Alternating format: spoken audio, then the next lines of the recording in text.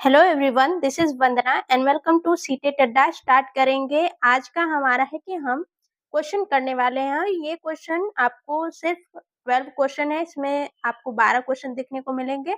ये क्वेश्चन करने का पर्पज इतना है कि हमने जो भी थ्योरी करी है उससे आपको ये अंदाजा हो जाएगा कि हमने जिन्होंने भी ये वीडियो देखा होगा थ्योरी की प्रीवियस वीडियो, चाहे वो रिप्रोडक्शन हो, चाहे वो रेस्पिरेशन हो, चाहे वो डाइजेशन हो, जो भी वीडियो आपने देखा है, सर्कुलेशन हो, ये सारे वीडियो से या फिर अभी रिसेंट हमने सेल का जो टॉपिक करा है, वो सारे क्वेश्चन आपको देखने को मिल जाएँगे। पसंद आए तो चैनल को लाइक, शेयर और सब्सक्राइब ज़रूर करिए और कमेंट करके अपना फीडबैक ज़रूर दीजिएगा। पहला क्वेश्चन ये है कि हार्मोन एड्रेनालिन, तो एड्रेनालिन क्या होता है? राइट आंसर कौन-सा है, ये चूज़ करना है। तो राइट आंसर के लिए हमें चारों ऑप्शन देखने होंगे। पहला कि एड्रेनालिन को हमने देखा था कि ये क्या करता है कि ये आपातकालीन हार्मोन के नाम से इसे जानते हैं। आपातकालीन मतलब कि जैसे फ़ियर हो गया, एंगर हो गया, फाइट हो गया, फ्लाइट हो गया, तो ये सारी चीज़ों को कंट्रोल करने के लिए एड्रेनालिन जो होता है, ये हार्मोन रिलीज़ होता है। एड्रेनालिन मतलब कि आपका ब्लड प्रेशर हाई हो गया और रेस्पिरेशन रेट हाई हो गया और हार्ट बीट रेट हाई हो गया, आपातकालीन अवस्था आ जाती है, उसको नॉर्मल स्टेट में कन्वर्ट करता है, नॉर्मल बनाए रखने का काम होता है एड्रेनालिन हार्मोन का, ठीक है? तो ऑप्शन को आप किस तरीके से देखेंगे, जब कोई वस्तु गुस्से में होता है या चिंतित होता है, तो यह तनाव के स्तर के समंजन में शरीर की सहायता करता है, ये राइट आंसर बनेगा। बाकी ऑप्शन भी देख लेते हैं। बाकी ऑप्शन में लंबाई नियंत्रण में सहायता करता है, तो ये तो बिल्कुल हमने नहीं बताया है। शरीर के विद्युत अपघट्यों के संतुलन पर नियंत्रण रखने में सहायता करता है, ये भी नहीं होगा। नेक्स्ट है कि रक्त शर्करा के स्तर पर नियंत्रण में सहायक होता है, करता है। इंसुलिन का काम होता है कि ग्लूकोज़ जो शुगर होता है उसके लेवल को कम करना, ठीक? तो उसका काम होता है, ना कि एड्रेनालिन का। तो पहला राइट आंसर बनेगा। यहाँ पे एक और क्वेश्चन दिया है सेल से, तो यहाँ पे बोला गया है कि नीचे दिए गए जंतु कोशिका के आरेख में ए, बी, सी और डी भागों का सही नामांकन है। तो हमने सेल भी बनाया था, कोशिका बताया है, तो ये सेल है और सेल में हमने देखा था कि बीच में न्यूक्लियस होता है और जो पॉइंट-पॉइंट करके पूरा सेल में फैला होता है, उसे साइटोप्लाज़्म बोलते हैं, कोशिका द्रव बोलते हैं और ये जो छोटे-छोटे गोले-गोले दिख रहे हैं, इसको वैक्यूल बोलते हैं, रिक्तिका बोलते हैं, ठीक है? तो ए क्या हो गया, ए जो साइड में होता है, उसे बोलते हैं सेल मेम्ब्रेन, यानी कि कोशिका झिल्ली बोलते हैं। तो ये सारी चीज़ें हमने देखा था। तो ए क्या हो गया, सेल मेम्ब्रेन हो गया, कोशिका झिल्ली, बी हो गया वैक्यूल, सी हो गया न्यूक्लियस यानी कि केंद्रक और डी हो गया आपका साइटोप्लाज़्म यानी कि कोशिका द्रव। तो यहाँ पे कि ए कोशिका झिल्ली ठीक है, तो बी प्लास्टिड, यहाँ पे प्लास्टिड के बारे में नहीं दिया है, तो पहला तो गलत हो गया। दूसरा देखेंगे कि कोशिका भित्ति, नहीं, जंतु कोशिका की बात है तो जंतु कोशिका में कोशिका भित्ति नहीं होती, यानी कि सेल वॉल नहीं होता, वो होता है पादप कोशिका यानी कि पौधों की जो कोशिका होती है उसमें होता है। ये तीसरा ऑप्शन जो है, तीसरे में भी यही दिया है कोशिका भित्ति, तो ये भी रॉन्ग हो गया। चौथा दिया है ए कोशिका झिल्ली, बी रिक्तिका, सी केंद्रक और डी कोशिका द्रव्य, तो फोर्थ आपका राइट आंसर हो जाएगा। ठीक, नेक्स्ट क्वेश्चन है कि टेडपोल जल में वृद्धि कर रहे हैं, उनमें उनका कायांतरण यानी कि वृद्धि करके वयस्क बनना तभी संभव है जब उस जल में पर्याप्त मात्रा में हो। तो उस जल में पर्याप्त मात्रा में आयोडीन की मात्रा होनी चाहिए। ये कैसे? हमने ये डिस्कस करा हुआ है कि मेंढक जो होता है, लार्वा फॉर्म से जब अडल्ट फॉर्म में जाता है, तो उसके लिए आयोडीन एलिमेंट की जो एलिमेंट होता है, उसका होना आवश्यक है, कंपल्सरी है, तभी वो लार्वा से अडल्ट में कन्वर्ट होगा, अदरवाइज़ नहीं होगा, ठीक है? तो इसका राइट आंसर आपका 3 हो जाएगा। नेक्स्ट क्वेश्चन है, इस क्वेश्चन को आप देखेंगे कि कई बार पूछा गया और कई तरीके से पूछा गया है। आपका आंसर वही होगा, क्वेश्चन भी वही होगा, लेकिन पूछने का तरीका अलग होगा। यहाँ पे भी क्वेश्चन वही है कि लार्वा से अडल्ट में जब पहुँचता है, तो उसके लिए कौन से एलिमेंट की, जिसे मेटामॉर्फोसिस बोलते हैं, ठीक है? इस प्रक्रिया को जब लार्वा से अडल्ट में चेंज होता है हैचिंग के द्वारा, तो इसे मेटामॉर्फोसिस बोलते हैं, यानी कि कायांतरण बोलते हैं और इसके लिए आयोडीन का होना बहुत ज़रूरी है। तो फोर्थ यहाँ पे राइट आंसर बनेगा। नेक्स्ट क्वेश्चन है ये है रिप्रोडक्शन पार्ट से, ठीक? यहाँ पे पूछा है कि नीचे दिए गए कौन से पद किसी भी मादा को संगठित करते हैं। हमने पढ़ा था रिप्रोडक्शन में कि जो फीमेल पार्ट्स होते हैं कुछ इस तरीके से होते हैं। यहाँ पे इस तरीके से बनाएँगे, ये स्ट्रक्चर होता है और इसे बोलते हैं स्टिग्मा, ठीक है? स्टिग्मा यानी कि वर्तिका बोलते हैं, इसको बोलते हैं वर्तिका, इसको बोलते हैं वर्तिकाग्र, इसको बोलते हैं ओवरी यानी कि अंडाशय, ठीक? तो यहाँ पे वर्तिका, वर्तिकाग्र और अंडाशय जहाँ पे भी होगा वही राइट आंसर होगा। तो यहाँ पे वर्तिका, अंडाशय एवं पुंकेसर दिया है, तो पुंकेसर तो मेल पार्ट हो गया और वर्तिकाग्र, अंडाशय एवं वर्तिका, तो ये राइट आंसर बनेगा, ठीक? वर्तिका, वर्तिकाग्र और अंडाशय 3 होते हैं फीमेल रिप्रोडक्टिव ऑर्गन के पार्ट्स, ठीक? नेक्स्ट क्वेश्चन पे देखते हैं, नेक्स्ट क्वेश्चन है निम्नलिखित में से किसमें मानव उत्सर्जन तंत्र में मूत्र के मार्ग को सही क्रम में दर्शाया गया है? ये है एक्सक्रीशन पार्ट से, तो एक्सक्रीशन पार्ट हमने करा हुआ है जिसमें कि बहुत ईज़ी क्वेश्चन है। आप जिन्होंने भी पढ़ा होगा तो आपको बहुत ईज़िली समझ में आ जाएगा। 2 किडनीज़ होती हैं, ठीक है? ने स्ट्रक्चर भी बना कर के समझा था, 2 किडनीज़ होती हैं और यहाँ से 2 नली निकली होती हैं और यहाँ पे एक होता है यूरेटर, ठीक? ये होता है किडनी, ये हो गया किडनी यानी कि वृक्क, ये हो गया यूरेटर, ये हो गया यूरेनरी ब्लैडर, यूरेनरी ब्लैडर और यहाँ से हो जाएगा मूत्र मार्ग जिसे बोलते हैं यूरेथ्रा, ठीक? किडनी, किडनी के बाद मूत्र वाहिनी, फिर मूत्राशय और फिर मूत्र मार्ग। तो ये सीरीज़ जहाँ पे रहेगी वही राइट आंसर होगा और ये सीरीज़ है सेकंड में। वृक्क, मूत्रवाहिनी, मूत्राशय और मूत्र मार्ग। तो सेकंड आपका राइट आंसर हो जाएगा, ठीक है?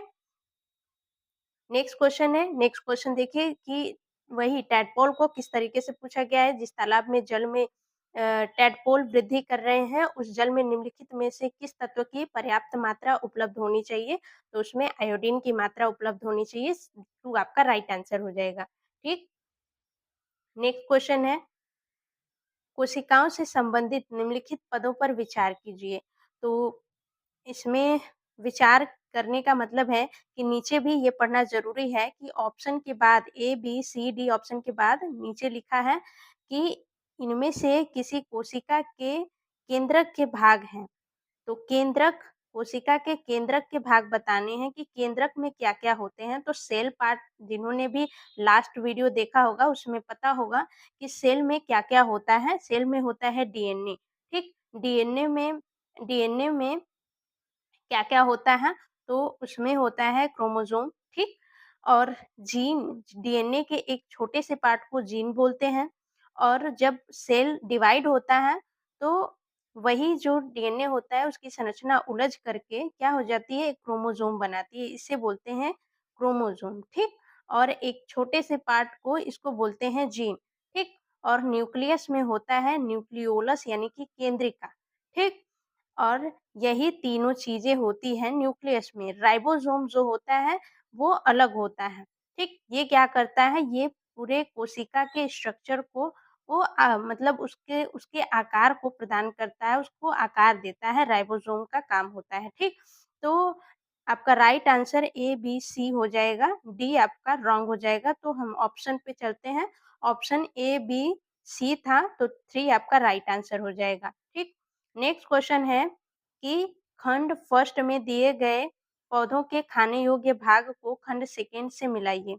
तो हमें पता है कि खंड फर्स्ट को खंड सेकंड से मिलाना है और खाने वाली चीज़ें यहाँ पे दी गई हैं, बट हमें बताना है कि मूँगफली का हम कौन-सा पार्ट खाते हैं, सेब का कौन-सा पार्ट खाते हैं, गन्ने का कौन-सा पार्ट खाते हैं और गाजर का कौन-सा पार्ट खाते हैं।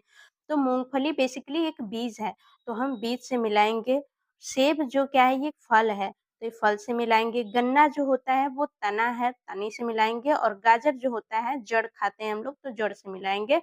तो यहाँ पे फर्स्ट का सी है, सेकंड का डी है, तो फर्स्ट का सी और सेकंड का डी देखते हैं। फर्स्ट का यानी कि सी का फर्स्ट होगा और डी का सेकंड होगा, ठीक? तो यही दोनों चीज़ देखने के बाद हमें बाकी कहीं तो है नहीं कि डी का सेकंड तो है लेकिन सी का थर्ड दिया है, ठीक? तो हमारा राइट आंसर 3 वाला बनेगा। तो 3 हमारा करेक्ट आंसर हो जाएगा। नेक्स्ट क्वेश्चन है, मानवों में जनन की अवधि की घटनाओं का सही क्रम है, तो इसका राइट आंसर कौन-सा होगा? युग्मनज, युग्मक बनना, निषेचन, भ्रूण, ये तो गलत हो जाएगा। हमने क्या देखा था, पहले जो गैमेट होते हैं, यानी कि युग्मक होते हैं, ठीक है? मेल गैमेट और female gamete, male gamete sperm को बोलते हैं और फीमेल गैमेट को ओवम बोलते हैं और मेल गैमेट को स्पर्म बोलते हैं। ये क्या हो जाएँगे, ये दोनों को बोलते हैं युग्मक, ठीक? युग्मक जब मिलते हैं तो बनता है युग्मनज, ठीक? तो पहले युग्मक बनेंगे, ठीक? और फिर फर्टिलाइज़ करेंगे यानी कि निषेचन करेंगे तो बनेगा युग्मनज और युग्मनज के बाद फिर कहीं बनता है भ्रूण। तो ये प्रोसेस राइट प्रोसेस है। आप रिप्रोडक्टिव पार्ट में जाकर के देखेंगे, कई पार्ट में है, रिप्रोडक्टिव सिस्टम बड़ा टॉपिक है। आपको सारे क्वेश्चन बन जाएँगे जितने भी रिप्रोडक्शन से सीटेट में क्वेश्चन पूछा जाएगा क्योंकि हमने सारा कुछ डिस्कस किया है, एनसीईआरटी में नहीं दिया है फिर भी, ठीक? तो सेकंड आपका राइट आंसर बन जाएगा। नेक्स्ट क्वेश्चन है, इसको हटा देंगे, ये क्वेश्चन में लिखा गया था, ठीक? तो क्वेश्चन है कि निम्नलिखित का अध्ययन कीजिए, तो पहले अध्ययन करना है, समूह दिया है, पुंकेसर का भाग दिया है, स्त्री केसर का भाग दिया है, ठीक? यानी कि मेल के जो पार्ट्स होते हैं उसको उसका दिया है और फीमेल के जो पार्ट्स होते हैं उसका दिया है। ये प्लांट के बारे में पूछा गया है। तो मेल में हमने पढ़ा था कि मेल के 2 ही पार्ट होते हैं, एक होता है जो फिलामेंट होता है और एक होता है एंथर यानी कि परागकोश जिसे बोलते हैं, ठीक है? तो ये परागकोश होता है, ये अ, फिलामेंट होता है, तंतु होता है। तो ये तो समझ में आ गया कि पुंकेसर के भाग हैं, ठीक? लेकिन स्त्री केसर के भाग कौन-कौन से होते हैं? वर्तिका, वर्तिकाग्र और अंडाशय, ठीक? तो यहाँ पे पूछा क्या है कि जिस समूह में पुंकेसर और स्त्रीकेसर के भाग सही-सही दर्शाए गए हैं वह है, तो वह ए है। पंखुड़ी पुंकेसर का भाग नहीं है, ये आपका राइट आंसर हो जाएगा। ऑप्शन में चलेंगे तो पहला आपका राइट आंसर हो जाएगा। नेक्स्ट क्वेश्चन है कि नीचे दिए गए कथनों का अध्ययन कीजिए। कथन का अध्ययन करना है कि क्या लिखा है और उसमें सही और गलत बताना है। तो इसके बारे में प्रोकैरियोटिक और यूकैरियोटिक में हमने पढ़ा है। प्रोकैरियोटिक जो होता है उसमें डीएनए जो होते हैं ऐसे खुले होते हैं, उसमें कोई मेम्ब्रेन नहीं होती उनके ऊपर। यूकैरियोटिक जो होते हैं उसमें मेम्ब्रेन होती है, उनके अंदर डीएनए होते हैं, ठीक है? उसमें कोशिका अंगक पाए जाते हैं। प्रोकैरियोटिक में सायनोबैक्टीरिया, बैक्टीरिया इसके उदाहरण हो गए और इसमें आपका ह्यूमन, गधा, कुत्ता ये सारे आपके एग्ज़ाम्पल हो जाएँगे। इसमें सारे एग्ज़ाम्पल हैं। एक चीज़ और जानेंगे कि जो प्रोकैरियोटिक कोशिका होते हैं, उसमें केंद्रक नहीं होता है, ठीक है? जबकि जो एकल कोशिका होती है, वो सारे काम करती है, यानी कि सेकंड भी आपका राइट आंसर हो जाएगा और जो नीले-हरे शैवाल होते हैं, वो प्रोकैरियोटिक के उदाहरण होते हैं। तो यहाँ पे आपका फर्स्ट, सेकंड और थर्ड तीनों सही हो जाएँगे और फोर्थ जो होगा वो रॉन्ग हो जाएगा क्योंकि इसमें दिया है कि यूकैरियोटिक में केंद्रक झिल्ली सहित सुसंगठित केंद्रक नहीं होता है, तो यूकैरियोटिक में केंद्रक होता है और ये आपका गलत दिया है। तो यहाँ पे राइट आंसर आपका 3 हो जाएगा, 1, 2, 3 आपका सही है, तो 3 आपका राइट आंसर हो जाएगा। तो यहाँ तक आपको क्वेश्चन हो सकता है आपको देखने को मिले होंगे, पर्पज़ यही था कि आपको क्वेश्चन ये दिखाया जाए कि जो आपने थ्योरी पढ़ी है, वहाँ से क्वेश्चन बनते हैं और सीधा डायरेक्टली आपको देखने को मिलेंगे कि हाँ, उस टॉपिक से क्वेश्चन बने हैं। तो आज के लिए रहने देते हैं, नेक्स्ट क्वेश्चन करेंगे नेक्स्ट वीडियो में और मिलेंगे बहुत सारे नए क्वेश्चन के साथ और आज के लिए बाय बाय, टेक केयर, पढ़ते रहिए एंड थैंक्स फॉर वॉचिंग।